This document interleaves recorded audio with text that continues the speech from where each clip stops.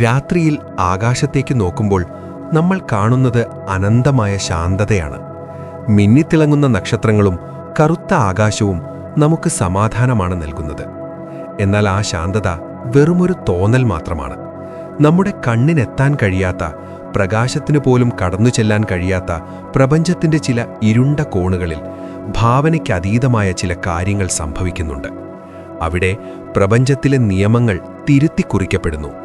അവിടെ സമയം നിശ്ചലമാകുന്നു. അവിടെ വെളിച്ചം എന്നേക്കുമായി അപ്രത്യക്ഷമാകുന്നു. നമ്മളിന്ന് സംസാരിക്കുന്നത് പ്രപഞ്ചത്തിലെ ഏറ്റവും വലിയ നിഗൂഢതയെക്കുറിച്ചാണ്. ശാസ്ത്രലോകത്തെ ഇന്നും അത്ഭുതപ്പെടുത്തിക്കൊണ്ടിരിക്കുന്ന ബ്ലാക്ക് ഹോൾ അഥവാ തമോഗർത്തങ്ങളെക്കുറിച്ച്. യഥാർത്ഥത്തിൽ എന്താണൊരു ബ്ലാക്ക് ഹോൾ? പേര് കേൾക്കുമ്പോൾ ബഹിരാകാശത്തെ വലിയൊരു ദ്വാരമാണെന്നോ അല്ലെങ്കിൽ ഒരു ഒഴിഞ്ഞ സ്ഥലമാണെന്നോ നമ്മൾ തെറ്റിദ്ധരിച്ചേക്കാം.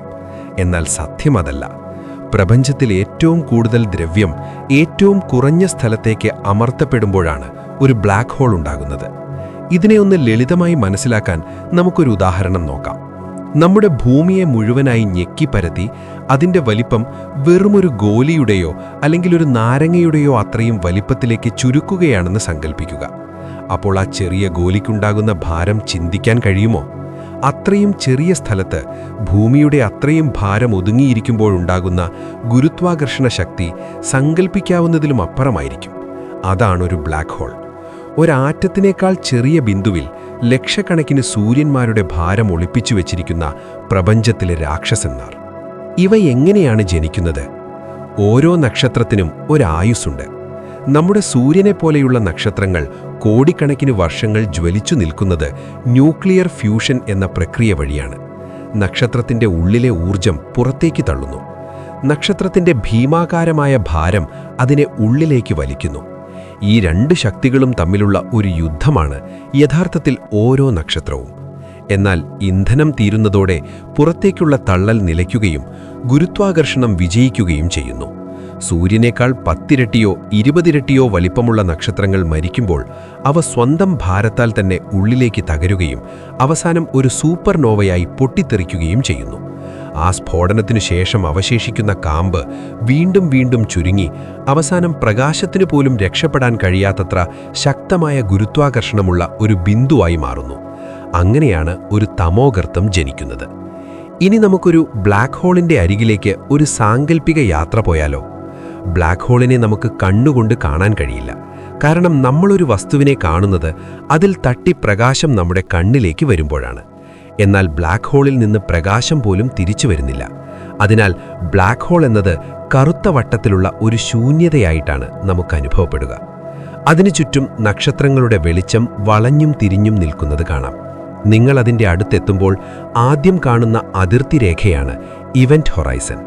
ഇതിനെ തിരിച്ചുപോക്കില്ലാത്ത ബിന്ദു എന്ന് വിളിക്കാം. ഒരു വെള്ളച്ചാട്ടത്തിൻ്റെ മുകളിലൂടെ ഒഴുകിപ്പോകുന്ന തോണിയെക്കുറിച്ച് ചിന്തിക്കൂ. വെള്ളച്ചാട്ടത്തിൻ്റെ വക്കിലെത്തുന്നതുവരെ ആ തോണിക്ക് തിരിച്ചു തുഴയാൻ സാധിച്ചേക്കാം. എന്നാൽ വക്കിലെത്തിയാൽ പിന്നെ എത്ര ശക്തിയായി തുഴഞ്ഞാലും താഴേക്ക് വീഴുകയേ ഉള്ളൂ.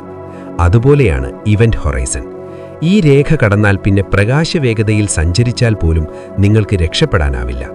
നിങ്ങൾ അബദ്ധത്തിൽ ഈ ഇവന്റ് ഹൊറൈസൺ കടന്ന് ഉള്ളിലേക്ക് വീണാൽ എന്ത് സംഭവിക്കും? ഭൗതികശാസ്ത്രം പറയുന്ന ഉത്തരം ഭയപ്പെടുത്തുന്നതാണ്. സ്പാഗറ്റിഫിക്കേഷൻ എന്നൊരു പ്രതിഭാസമാണത്.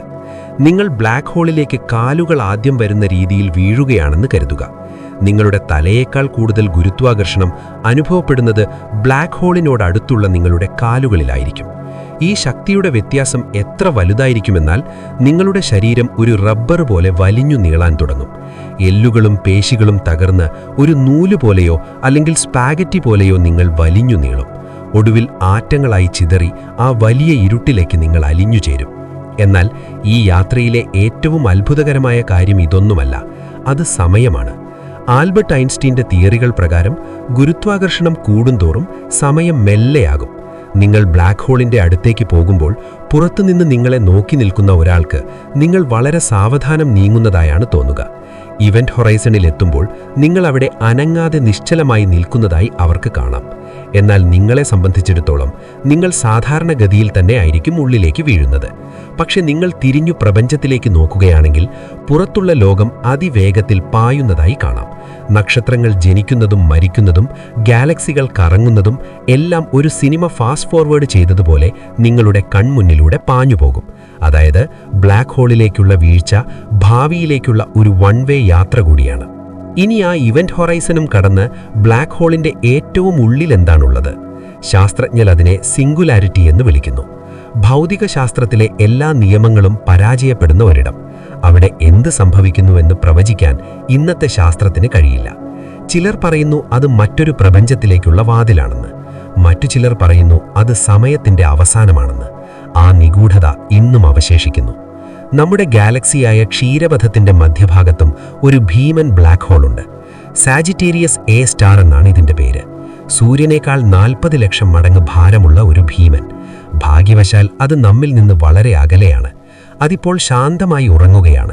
ഇടയ്ക്കിടയ്ക്ക് മാത്രം അടുത്തുവരുന്ന വാതകങ്ങളെയും നക്ഷത്രങ്ങളെയും അത് വിഴുങ്ങുന്നു. എന്നാൽ പ്രപഞ്ചത്തിൽ എവിടെ നോക്കിയാലും ഇത്തരം കോടിക്കണക്കിന് തമോഗർത്തങ്ങളുണ്ട്. അവ പ്രപഞ്ചത്തിന്റെ കാവൽക്കാരെ പോലെ അല്ലെങ്കിൽ അദൃശ്യരായ ശില്പികളെ പോലെ ഗാലക്സികളെ നിയന്ത്രിക്കുന്നു. അവസാനമായി ബ്ലാക്ക് ഹോളുകൾക്കും മരണമുണ്ടോ?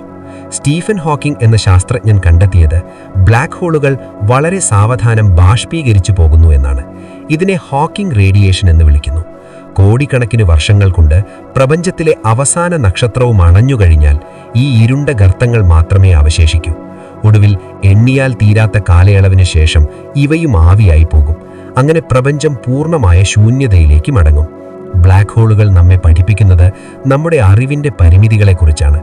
പ്രകാശത്തിന് പോലും രക്ഷപ്പെടാൻ കഴിയാത്ത ആ ഇരുണ്ട ഗർത്തങ്ങൾ മനുഷ്യൻ ഇനിയും എത്രയോ ദൂരം സഞ്ചരിക്കാനുണ്ട് എന്നതിൻ്റെ ഓർമ്മപ്പെടുത്തലാണ്. ആ ഇരുട്ടിനുള്ളിൽ എന്താണെന്നുള്ള ചോദ്യം ഒരുപക്ഷെ മനുഷ്യരാശി ഉള്ളിടത്തോളം കാലം നിലനിൽക്കുന്ന ഏറ്റവും വലിയ രഹസ്യമായിരിക്കും.